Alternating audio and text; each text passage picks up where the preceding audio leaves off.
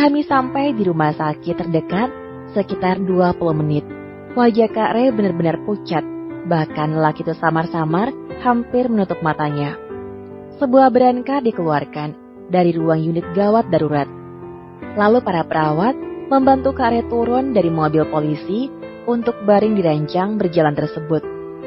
Meskipun tubuhku gemetar dan syok dengan kejadian yang barusan terjadi, tapi aku tetap ikut mengantar Kak Ray sampai depan ruang operasi.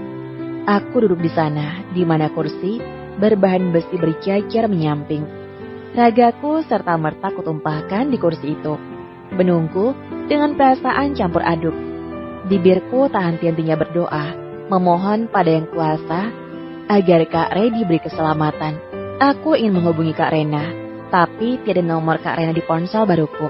Akhirnya, aku milih diam sambil menunggu, menatap was-was pintu ruang operasi yang masih tertutup dengan lampu emergensi menyala merah di bagian atasnya. Jangan ditanya bagaimana kondisiku sekarang. Benar-benar berantakan. Hoodie putihku penuh darah, rambut acak-acakan, serta wajah yang sudah kotor penuh dengan air mata. Aku tak peduli akan semua itu, seolah keselamatan Kak Ray mengalihkan seluruh perhatianku. Rasa gusar berambat hingga ke hati yang terdalam. Berharap lelaki yang kini sedang berjuang mempertahankan hidupnya itu selamat dari ajal yang sempat menghadang. Teringat kembali saat dia memberiku pilihan, yaitu ketika aku mintanya untuk menyelamatkan Rindi. Lelaki itu berkata bahwa dia mau menolong Rindi jika aku menyetujui menikah dengannya. Rasanya pilihan itu begitu sulit bagiku. Di satu sisi, Rindi sedang dalam bahaya. Aku tahu betul bagaimana perasaannya ketika dihadapkan pada sebuah ketidakberdayaan. Beban berat dipikul Rindi. Memiliki keluarga yang benar-benar membutuhkan bantuannya, dia menjadi tulang punggung keluarga. Harus dihadapkan pada hal yang membuatnya tertekan. Dia tak bisa berbuat apa-apa ketika pria tua itu ingin melecehkannya. Namun, di sisi lain aku tidak mau menjadi orang ketiga bagi Kak Rena. Aku takut menyakiti hati kakakku, meski aku harus menanggung keputusan untuk pergi dari kehidupan Kak Ray dengan bawa pergi calon anakku. Akan tetapi Kak Ray justru menawarkan pilihan yang sulit. Pilihan yang membuatku harus menyetujui permintaannya, mengalahkan segala prinsip dan ketegasanku untuk tidak masuk ke kehidupan pribadinya. Entah keputusanku benar atau salah. Yang jelas aku menyetujui menikah dengannya. Dia berakhir di sini. Walaupun aku mengajukan sebuah syarat kepadanya yang mana aku tidak mau dijauhkan dari anakku ke depannya. Dia dengan senang hati menyetujui. Aku ragu ketika dia tanpa beban mengatakan tidak akan mengambil anak dariku jika aku tidak mengizinkannya. Lantas, jika bukan karena anak, untuk apa dia bersikeras mau menikah denganku? Kak Ray tidak menuntut sebuah kontak fisik denganku. Dia juga tidak minta anak yang kukandung menjadi hak asuhnya. Apalagi dengan jelas dan gamblang lelaki itu mengatakan bahwa dirinya hanya mencintai Kak Rena. Lalu untuk apa semua ini dilakukan? Aku semakin bingung dengan cara Kak Ray berpikir. Dia begitu rumit dan sulit diterka. Bahkan tak mengapa lelaki itu bisa berada dekat denganku setiap aku dilanda masalah. Banyak pertanyaan yang membelenggu kepalaku terkait Kak Ray. Pria itu sangat misterius. Dia pelit bicara dan tidak mau mengatakan apapun kepadaku. Aku semakin bingung dibuatnya. Dan sekarang aku di sini dalam sebuah dilema, merasakan sebuah penyesalan berat karena telah membuat Kak Ray terluka. Tanganku mengepal dengan saling terjalin, menggenggam kuat hingga memutih buku-buku jariku. Apabila terjadi hal buruk dengan Kak Ray, aku tidak bisa maafkan diriku sendiri. Mungkin aku belum bisa menoleransi perilaku bejatnya di malam ulang tahunku. Penggalan kejadian nista itu masih terbayang-bayang di kepalaku. Namun aku tidak bisa membencinya setelah banyak hal yang dia lakukan untukku. Kak Ray pun berkata jika malam itu dirinya dalam kondisi tidak sadar. Sebuah kecelakaan di mana cuman aku yang merasakan. dan menyadari bagaimana sakitnya. Bagai mimpi buruk yang nyata, aku justru hamil meski hanya melakukan sekali. Mataku tertuju pada pintu yang masih tertutup di sana. Kulirik jam yang melingkar di pergelangan tanganku. Sudah 1 jam lamanya mereka di ruangan itu, tapi tak ada kabar terkait perkembangan pengangkatan peluru di tubuh Kak Ray. Detik jam berputar sangat cepat, entah karena kondisi tubuhku yang lelah, atau disebabkan begitu letihnya aku sehingga tanpa sengaja, aku tertidur. Sebuah tangan mengusap bahuku, membuat rasa kantuk yang sempat menghampiriku lenyap sesaat. Kelopak mataku mengerjap cepat, menyadari bahwa aku masih di kursi tunggu ruang operasi. Mataku tertuju pada lampu emergensi yang sudah padam, menandakan operasi sudah selesai dilakukan. Segera aku menoleh ke arah seorang yang telah membangunkanku. Dia adalah seorang petugas kepolisian yang turut membantu membawa Kak Ray ke rumah sakit. "Doda, bisa kau bantu kami beri keterangan kejadian?" Pak polisi itu berkata kepadaku. "Pak, apakah Ray selamat?" Tidak mengindahkan pertanyaan Pak polisi. Aku justru menanyakan Kak Ray. Segera, segaris senyum tipis terlihat di wajah tegas itu. Dia mengangguk memberi isyarat. "Dia sudah dipindahkan ke ruang perawatan. Apakah ada hubungan dengan korban dengan Anda?" Aku mengangguk ragu, lalu berkata, "Dia calon suamiku." Ruang perawatan Kak Ray bukanlah ruang perawatan kelas atas. Dia dirawat di ruang sederhana dengan seorang polisi berjaga di depan. Aku menunggunya dengan duduk di kursi plastik yang disediakan oleh pihak rumah sakit. Kak Ray masih tertidur dengan mata terkatup rapat. Dalam posisi seperti ini, aku bisa melihat dengan jelas bentuk wajahnya. Aku tak menampik jika laki itu di depanku sangatlah tampan. Hidungnya mancung dengan rahang tegas membingkai wajah yang selalu terlihat dingin dan angkuh. Kulitnya putih, cenderung kemerahan, mungkin menurun dari ayahnya yang bukan asli warga lokal. Mata hasilnya tentu karena campuran bola mata biru milik sang ayah dengan hitam kecoklatan milik ibunya. Sebuah perpaduan yang sempurna dimiliki oleh seorang laki-laki. Aku menggeleng kuat-kuat. Bagaimana aku bisa mengagumi para suami kakakku, meskipun dia akan menikahiku, tapi bukan berarti aku bisa memilikinya. Dia tetaplah kakak iparku, suami Kak Rena. Ada sedikit nyeri menyelinap di relung hatiku, terdalam menyadari itu semua. Namun segera aku tepis kuat-kuat rasa itu agar segera enyah dari sana. Aku menegaskan dengan sangat jelas bahwa hubungan kami ke depannya hanyalah sebuah status, tidak lebih dari itu. Terlalu terlena dengan lamunan, aku tak menyadari jika mata Hazal itu telah terbuka tanpa sepengetahuanku. Aku masih termenung dengan pandangan kosong mengarah ke arahnya. Tapi di detik itu juga suara serak miliknya mengejutkanku. "Apa yang kau lihat?" Aku mendadak gelagapan. Bodohnya aku yang ketahuan terus memperhatikan wajah laki itu tanpa berkedip. Sialnya, aku bukanlah wanita yang pandai berbohong. "Bisa kau bantuku mengambil ponsel di saku celanaku?"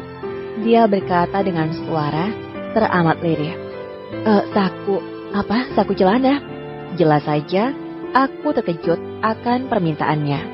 Bagaimana aku yang seorang wanita dengan lancang merogoh saku celananya? "Tidak bisa ya?" Dia tampak kecewa. Aku kesulitan menggapainya.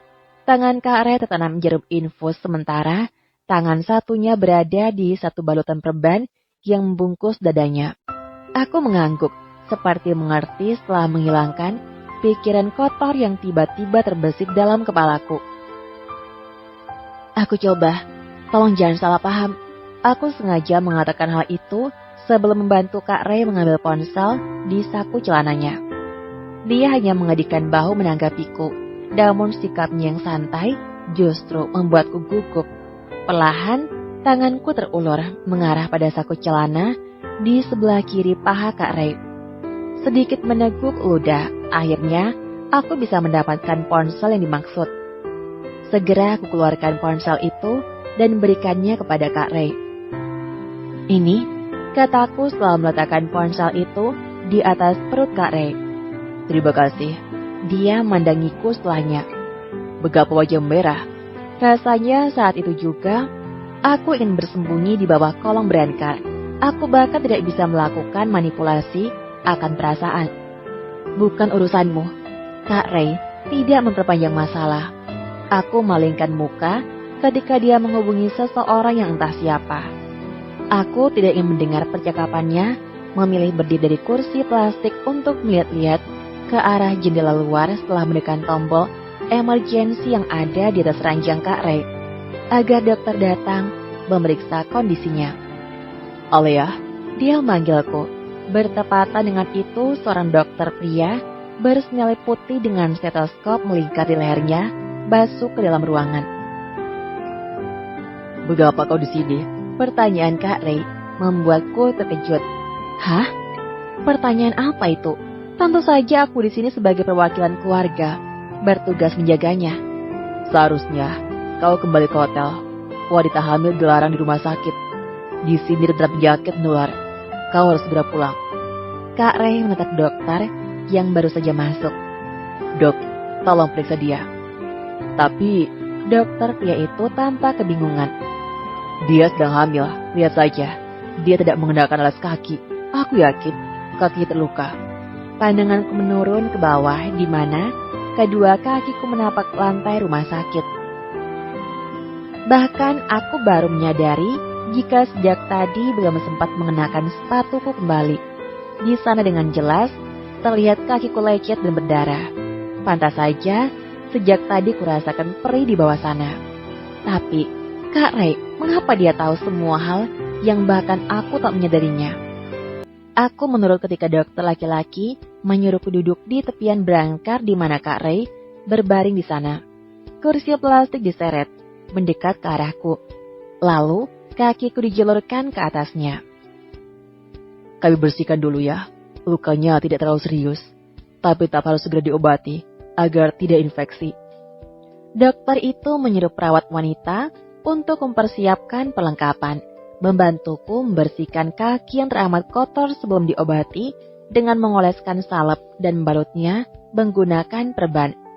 Bibirku sedikit mendesis dikala luka-luka telapak kakiku terkena cairan antiseptik yang dioleskan oleh perawat wanita. Meskipun tidak terlalu serius, tetap saja ada rasa ngilu ketika robekan di kakiku dibersihkan dari kerikil kecil dan butiran debu. Aku malingkan muka dari pemandangan tersebut, tapi tanpa sadar justru pandanganku mengarah pada Kak Ray. Wajah laki itu terlihat serius mengamati perawat yang sedang menangani lukaku. Kedua alisnya berkerut, dengan dahi mengernyit menggelombang. Apakah sangat parah? Periksa dengan benar. Aku tidak ingin ada yang kalian lewatkan saat memeriksanya.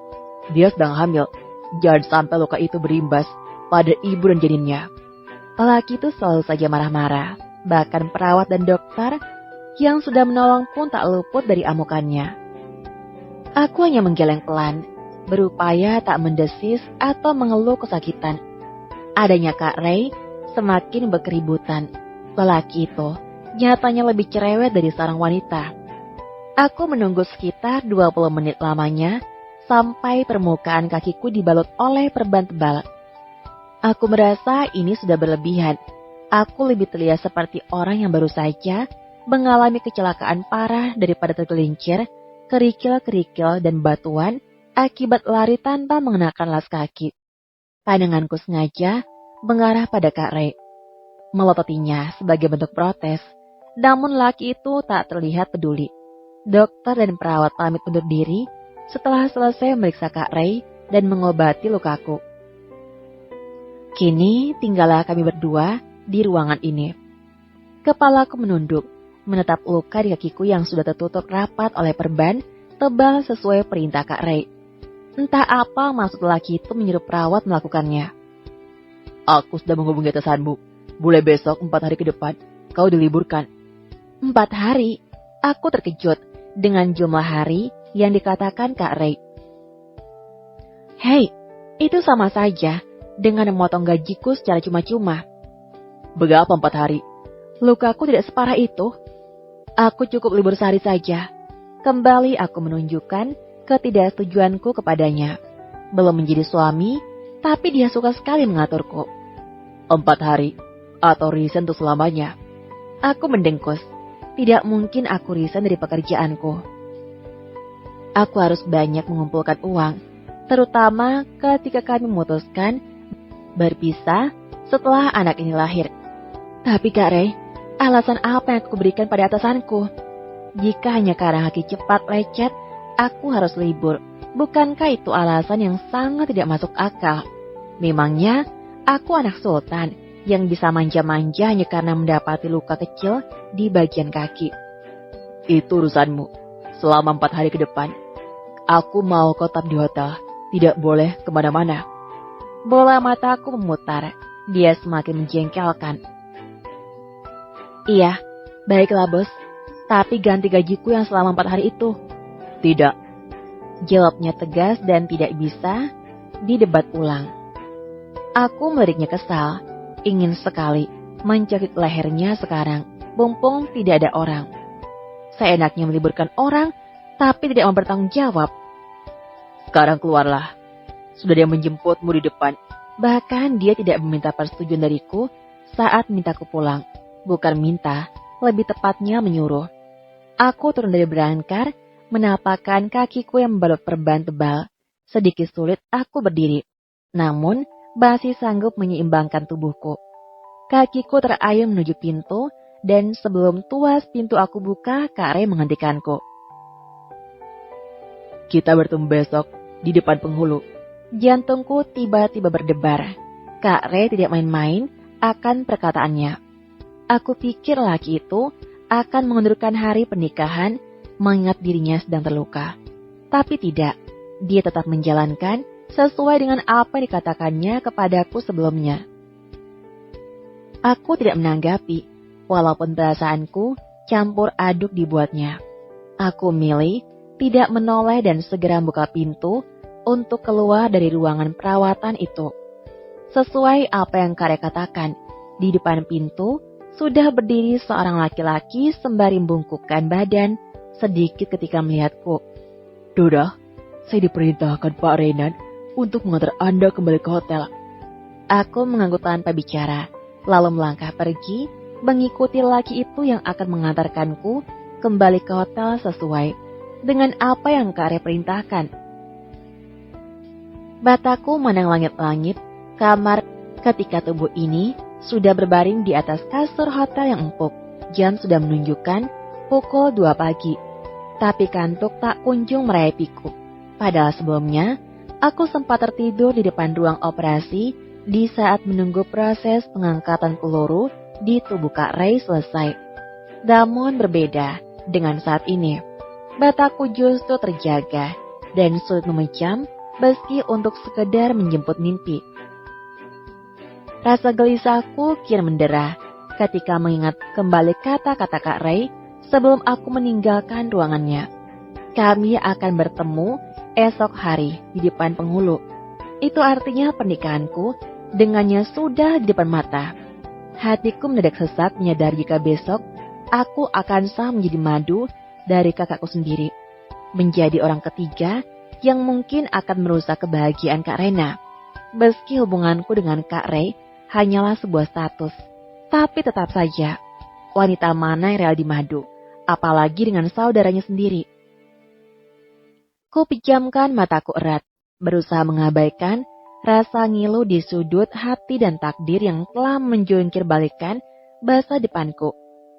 Entah apa yang akan terjadi ke depannya, aku hanya bisa mempersiapkan diri ini sebaik mungkin, menghadapi kemungkinan terburuk sekalipun. Terima kasih atas doanya.